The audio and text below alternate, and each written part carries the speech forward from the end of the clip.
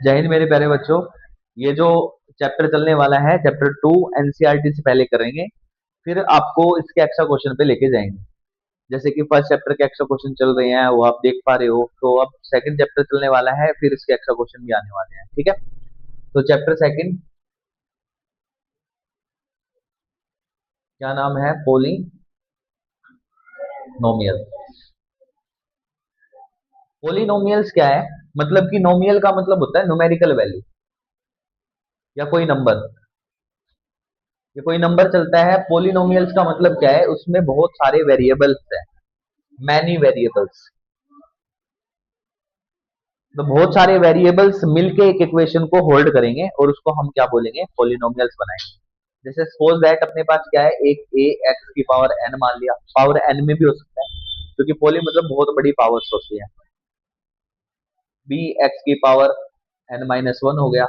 चलते चलते यहाँ पे कुछ एक्स वाई जेड आ जाएगा। वी एक्स स्क्वेयर प्लस डब्लू एक्स प्लस, और यहाँ पे बन जाएगा जेड मान लिया। इस तरीके से ये एक इक्वेशन बन जाएगी। इसको हम क्या बोलते हैं?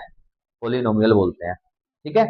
बट क्या हमारे सिलेबस में इतनी बड़ी इक्वेशंस हैं कि एन पावर होगी, फोर पावर होगी, थ्री पावर होगी? बेटा पावर्स जो हैं, ज्यादा से ज्यादा आपके सिलेबस में थ्री आ जाएंगी, या फिर क्या आ जाएंगी? टू आ जाएंगी।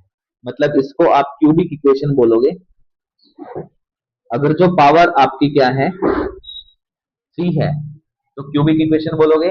अगर जो पावर आपकी क्या आ रही है, टू आ रही है, तो क्वाड्रेटिक इक्वेशन बोलोगे। क्वाड्रेटिक इक्वेशन से रिलेटेड अपने पास चैप्टर 4 भी बचेगा, उसको भी सोल्व करना सीखेंगे।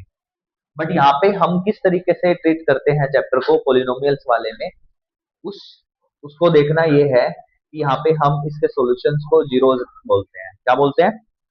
जीरोस। मतलब जो सॉल्यूशंस होते हैं उसी का नाम जीरोस होता है। अच्छा चलो कोई बात नहीं, आपसे एक बात पूछता हूँ। क्लास नाइन्थ आप करके आए हो, नाइन्थ क्लास में हमारे पास एक इक्वेशन होती थी पी एक्स।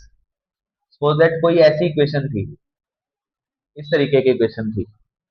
उसमें आपसे पूछा था कि एक्स स्क्वायर का कोफिशिएंट क्या है, तो आपने आंसर दे दिया था ए आएगा। एक्स स्क्वायर का coefficient, coefficient of x square, यही बोला था। ठीक है। फिर आपसे पूछा गया कि कोफिशिएंट ऑफ एक्स क्या है, तो आपने बी आंसर बता दिया था। कोफिशिएंट ऑफ एक्स का आंसर भी बता दिया था।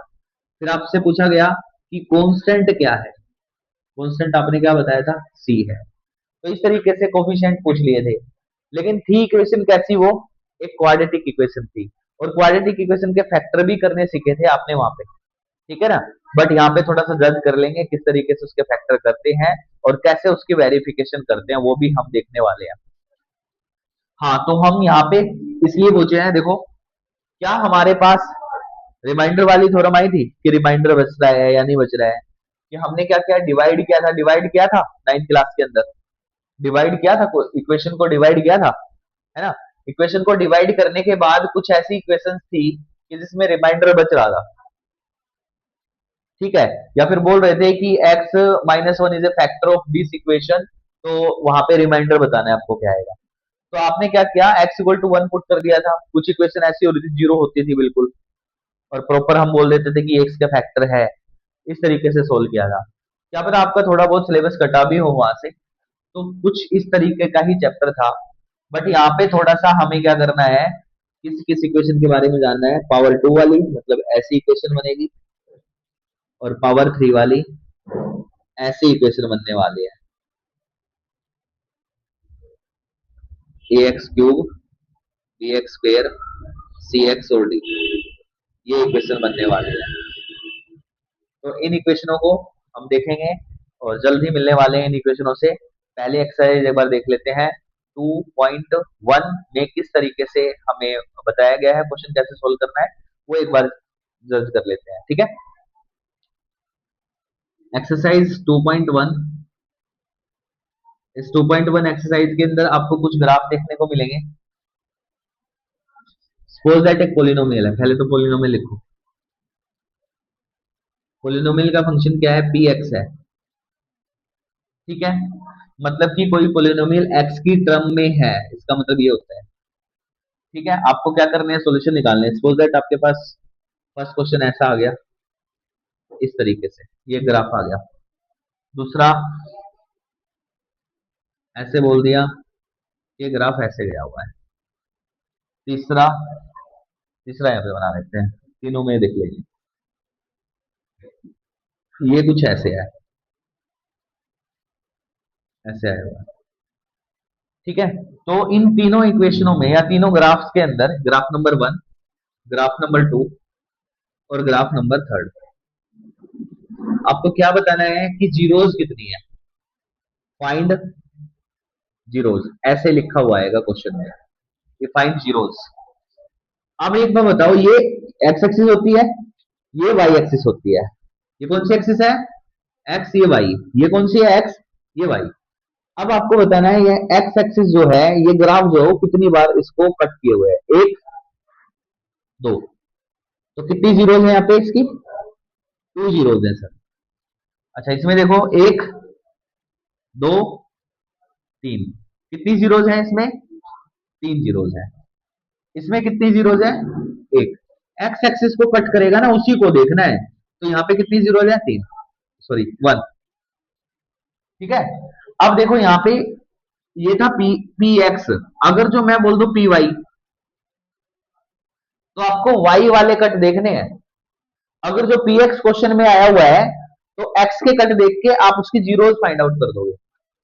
अगर जो आपके पास पी वाई आया हुआ है, तो वाई के कट देख के आप उसकी जीरोज फाइंड आउट कर दोगे। समझ में आ रही बात। अगर जो सपोज दैट आपके पास वाई आया हुआ है, तब इसका जीरोज कितना होगा, सर इसका जीरोज 1 होगा क्योंकि यहाँ पे कट किया हुआ है। इसका जीरोज कितना होगा, सर इसका भी 1 होगा क्योंकि ये एक बार कट किए हुए हैं। इसका जीरोज कितना होगा, इसके दो जीरोज होंगे क्योंकि ये दो बार कट किए हुए हैं।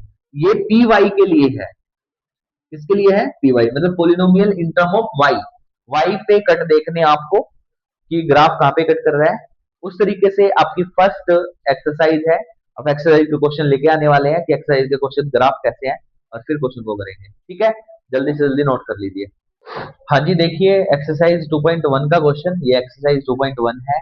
इसके क्वेश्चन देखिए एनसीईआरटी के,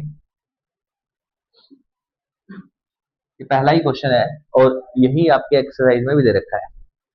ऐसे ग्राफ दे रखे हैं, यहाँ पे देखो y equal to P X, जैसा कि मैंने पहले आपको बताया कि ये जो पोलिनोमियल है x की टर्म में है, मींस x को जितनी बार क्या करेगा ग्राफ, इंटरसेक्ट करेगा, उतनी उसकी क्या निकलेंगी, जीरोज निकलेंगी। तो यहाँ पे नंबर ऑफ जीरोज कितनी है, number of zeros, sir x को तो इंटरसेक्ट ही नहीं कर रहा है, यहाँ पे x को तो कट ही नहीं कर रहा। जब x को कट नहीं कर रहा, इसका मतलब इंटर नंबर ऑफ जीरोज कितनी है, जीरो है यहाँ पे, कितनी है, जीरोज। यहाँ पे नंबर ऑफ जीरोज कितनी है, यहाँ पे नंबर ऑफ जीरोज कितनी है, सर एक बार इंटरसेक्ट किए हुए हैं तो एक ही इसका आंसर है, क्योंकि एक्स एक्सिस को एक बार कट करके गया है ग्राफ, तो एक ही आ जाएगा इसका आंसर।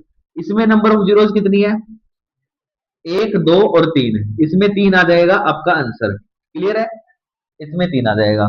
इसमें नंबर ऑफ जीरोज कितनी है, नंबर ऑफ जीरोज एक और दो, इसमें दो आ जाएगा आंसर। क्लियर, इसमें नंबर ऑफ जीरोज देखो, नंबर ऑफ जीरोज एक, दो, तीन और चार, कितना आंसर आ जाएगा, चार आंसर आ जाएगा। इसमें नंबर ऑफ जीरोस, बच्चे ग्राफ को देख के घबराना नहीं है, ग्राफ आपको नहीं बनाने हैं, ग्राफ बने हुए मिलेंगे आपको। समझ में आई बात, ग्राफ बने हुए नजर आएंगे आपको, ऐसा घबराना नहीं है कि ऐसे ग्राफ हम कैसे बनाएंगे, आपको ग्राफ नहीं बनाने हैं। ठीक है, तो यहाँ पे देखो 1, 2, 3, ये 3 आंसर आ जाएगा। हाँ, ये एक ही माना जाएगा, दो नहीं है, ये ऐसे टच करके गया हुआ है, ये एक ही माना जाएगा बच्चे, ये टच करके गया हुआ है एक पॉइंट।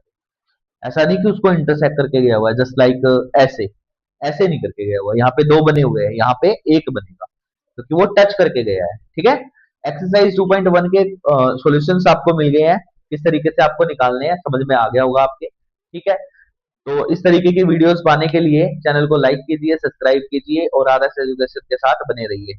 ठीक है, नेक्स्ट वीडियोस में आपको नेक्स्ट एक्सरसाइज के क्वेश्चन देखने को मिलेंगे। ओके।